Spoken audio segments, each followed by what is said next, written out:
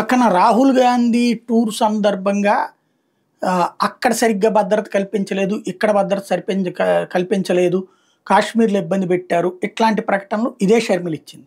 అట్లాగే తను ఇదివరకు పాదయాత్ర చేస్తున్నప్పుడు, తను ధర్నా చేయడానికో రాస్తారోకో చేయడానికో బయలుదేరుతుంటే తెలంగాణ ప్రభుత్వం అప్పుడు ఆపినప్పుడు ప్రజాస్వామ్యం ఎక్కడుంది, కాల రాసేశారు, నియంతల పాలన, ఇట్లాంటి స్టేట్మెంట్ ఇచ్చింది. కరెక్ట్, అది డెమోక్రసీలో ప్రజాస్వామ్యపరంగా ఉద్యమం చేసేటప్పుడు ఆపితే తప్పే.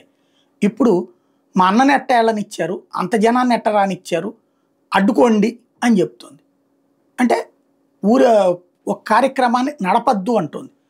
ప్రజాస్వామ్యం మా బాస్కి కావాలి, నాకు కావాలి, మన్నకు ఉండకూడదు.